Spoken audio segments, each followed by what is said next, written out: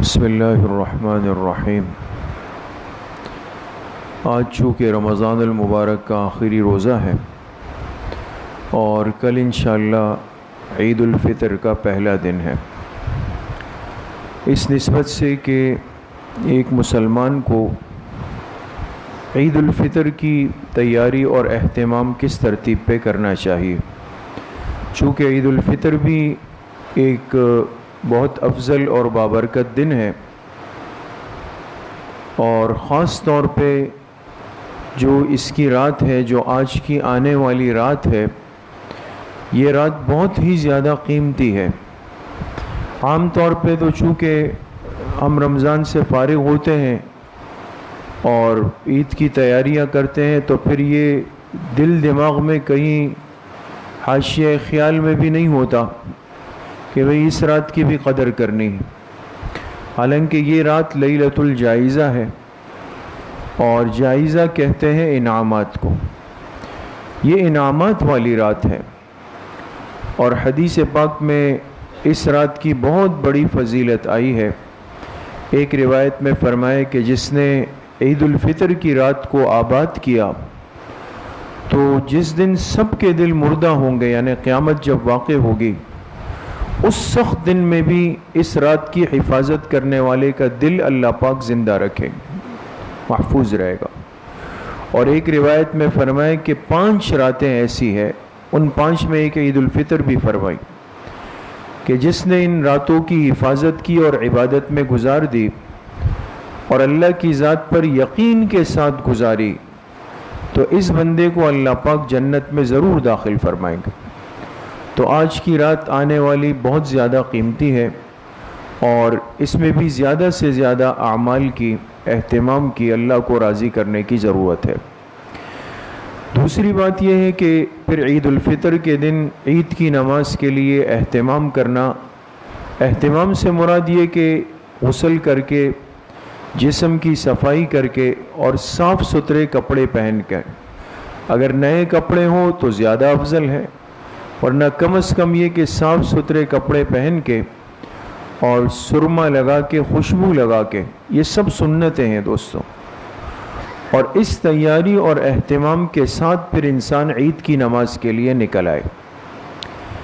دوسرا ادب یہ ہے کہ جب انسان عید الفطر کے لیے گھر سے نکلے تو کوشش یہ کرے کہ پیدل چل کر مسجد آئے اور واپسی جاتے ہوئے راستے کو تبدیل کرے۔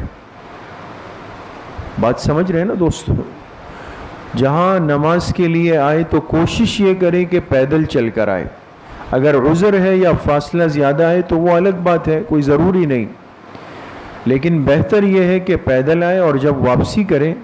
تو راستہ تبدیل کر دے، جس راستے سے آیا واپسی دوسری جانب سے کر دیں۔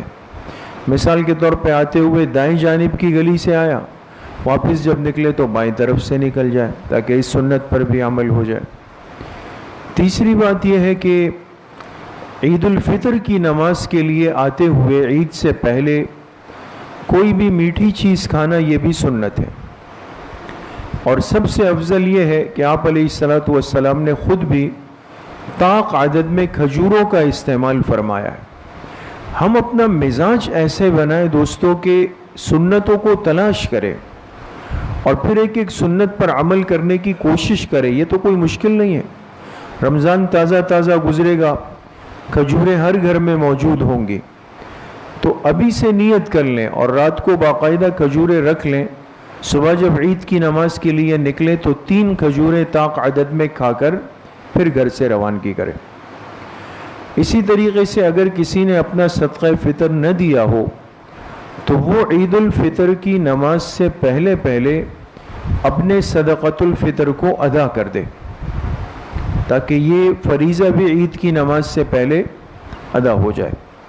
اور پھر جب نماز کے لیے آ جائیں تو یہ بات یاد رکھیں کہ عید الفطر کے دن عیدگاہ میں یا جہاں نماز پڑھنی ہو، وہاں نہ عید کی نماز سے پہلے کوئی نفل پڑھنی ہے، نہ عید کی نماز کے بعد کوئی نفل پڑھنی ہے، یہ ممنوع ہے۔ جب فارغ ہو کے گھر چلا جائے تو پھر اپنے نوافل کا اہتمام کرے گا۔ تو یہ عید کی خصوصیات میں سے ہے کہ اس دن عید کی نماز سے پہلے یا عید کی نماز کے بعد جہاں عید کی نماز پڑھی جا رہی ہو، مسئلے کو سمجھیں، جہاں پڑھی جا رہی ہو اس جگہ پر نوافل نہیں پڑھیں گے۔ فارغ ہو کے جب گھر چلے جائیں اشراق بھی پڑھ لیں، چاش بھی پڑھ لیں، سارے جو نوافل ہیں وہ پڑھ لیں۔ تو بہرحال اس اہتمام کے ساتھ اگر عید الفطر کا دن گزارا جائے گا تو انشاءاللہ خوشیاں اپنی جگہ پر ہے، لیکن سنتوں کا اجر و ثواب بھی ملے گا۔ اللہ پاک ہم سب کو حقیقی خوشیاں نصیب فرمائے۔